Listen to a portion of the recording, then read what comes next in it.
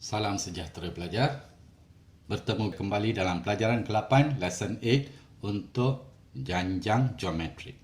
Geometric progression. Sedikit tentang asas di sana. Janjang geometri ialah satu jujukan nombor di mana nisbah sepunya. Nisbah antara dua nombor berturutan ialah satu pemalar yang disebut sebagai nisbah sepunya. Ingat, dalam janjang aritmetik, beza sepunya. Sekarang dalam janjang geometri, nisbah sepunya. Nisbah artinya bahagi, pelajar. Very simple, kan? A geometric progression is a sequence in which the ratio between any two consecutive terms is a constant, so-called common ratio. Okey, pelajar. Konsep kedua. Jika sebutan pertama, kedua, ketiga, sehingga sebutan Kn ialah sebutan dalam satu janjang geometri, maka bila kita nak cari nisbah sepunya seperti yang saya beritahu, dalam janjang aritmetik selepas tolak sebelum. Di sini dalam janjang geometri selepas dibahagikan dengan sebelum. Okey pelajar, beberapa soalan asas untuk nisbah ini. Ini soalan-soalan yang very simple. Tentukan sama ada urutan berikut merupakan janjang geometri atau bukan. Determine whether the following sequence are GP or no. So, untuk tentukan sama dia merupakan janjang geometri atau tidak, kita cari nisbah sepunya. So, nisbah sepunya sebenarnya adalah sebutan kedua dibahagi dengan sebutan keempat.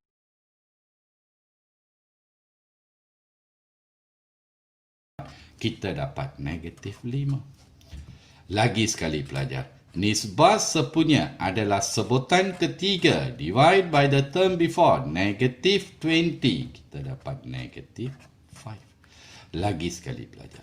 Nisbah sepunya adalah negatif 500. Sebutan keempat dibahagi sebutan sebelumnya 100. Kita dapat negatif 5.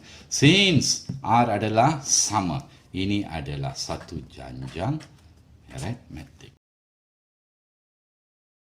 This is an GP. Ya pelajar, untuk soalan bahagian B di sana cikgu sudah siap tuliskan sebab merupakan angka saja, cukup senang. Iaitu nisbah sepunya, sebutan kedua bahagi sebutan pertama dapat 0.8. Lagi sekali, sebutan ketiga bahagi dengan sebutan kedua 0.8 also. Dan yang berikutnya, sebutan keempat bahagi sebutan ketiga adalah 0.8 juga. Since R adalah sama, ini juga merupakan satu janjang geometri. Okey pelajar, mari kita tengok untuk soalan C pula. Serupa sahaja, iaitu untuk mencari nisbah sepunya. Sebutan kedua adalah 1/2, 1/2 dalam kurungan 1/2x, 3/4y. Dibahagikan dengan 1/2xy. Selesaikan pelajar. Bila kita selesaikan, kita akan dapat sama dengan 3/8. Lagi sekali. Nisbah sepunya adalah sama dengan sebutan ketiga adalah 1/2, 1/4x, 3y. Dibahagikan dengan sebutan sebelumnya 1/2, 1/2x, 3/4y. Selesaikan pelajar. Kita akan dapat sama dengan 2.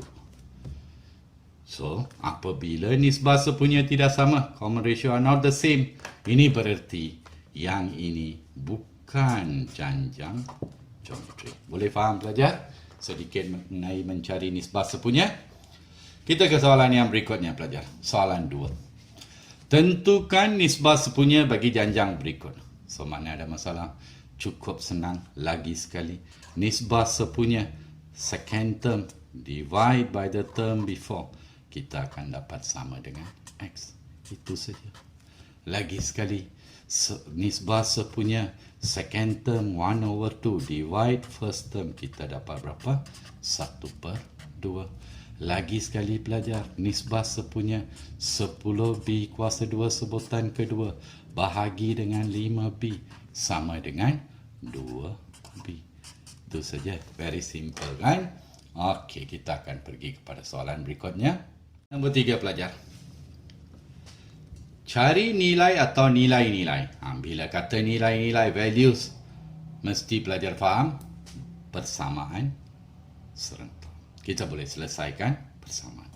Diberi 3 sebutan berturutan, 3 consecutive terms. Okey pelajar, lagi sekali guna konsep yang sama. Bila diberi 3 sebutan berturutan, 3 sebutan pertama, konsep dia masih sama, iaitu nisbah sepunya. The common ratio are the same.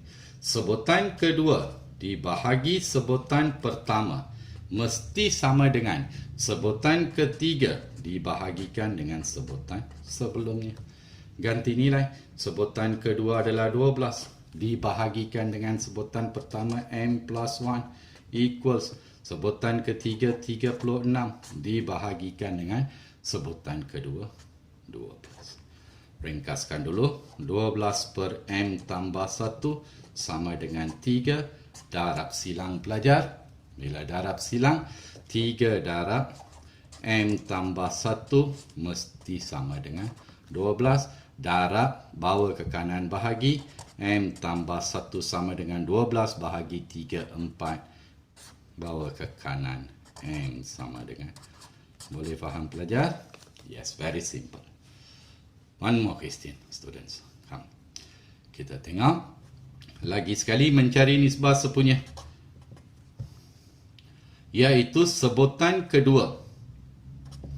Okey, sebutan kedua. 15 tolak M. Dibahagikan sebutan pertama 3M. Sama dengan sebutan ketiga 20 per 3. Dibahagikan sebelumnya 15 minus 4. Darab silang. 15 tolak M darab 15 tolak M. 15 tolak M kuasa 2. 3M darab 20 per 3.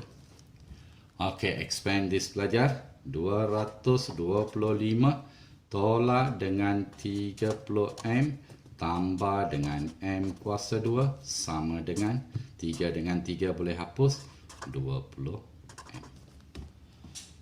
Okey, bawa ke kiri bentuk persamaan kuadratik.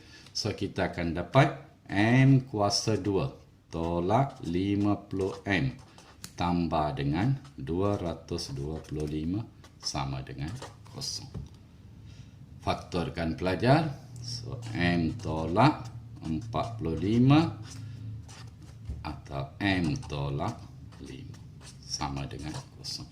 Dari sini kita akan dapat M sama dengan 45 atau nilai M sama dengan 5. Boleh faham pelajar? Hanya penyelesaian persamaan kuadratik sahaja. Okey, kita tengok soalan berikut. Still the same. Untuk mantapkan, kami mencari nisbah sepunya. Lagi sekali diberi turutan di sini. So kita guna konsep nisbah sepunya. Sebutan kedua negatif M tolak 2 dibahagikan dengan sebutan pertama M plus 2 mesti sama dengan 3M minus 6 over negative M minus 2. One more time, cross multiply. So, negative M tolak 2 kuasa 2 sama dengan M tambah 2 didarab dengan 3M tolak 6. Okey, selesaikan ini. Lagi sekali pengembangan. M kuasa 2 tambah dengan 4M tambah 4. Sini selesaikan. 3M kuasa 2 tolak 6M tambah 6M tolak 12. Positif negatif terhapus. Susun semua bawa ke kanan. 3M tolak M kuasa 2. 2M kuasa 2 tolak 4M tolak 16 sama dengan. Masih boleh ringkaskan persamaan ini. Bahagikan keseluruhannya dengan 2. So we'll get M square minus 2M minus 2M minus 8 equals 0. Factorize students. M minus 4, M plus 2 equal 0. So nilai M sama dengan 4 ataupun nilai M sama dengan negatif 2. Itu saja. Cuma satu saja pelajar. Pastikan tiada kesilapan tanda bila darab silang, pengembangan dan pemfaktoran. That's all. Make sure that no sign error when you cross multiply, expansion or factorization. Itu saja. Very simple pelajar. Okey pelajar, kita berhenti di sini. Kita akan sambung dengan pelajaran ke-9 melibatkan formula sebutan ke N bagi janjang geometri. Sekian, terima kasih. Jumpa lagi dalam pelajaran ke-9. Bye.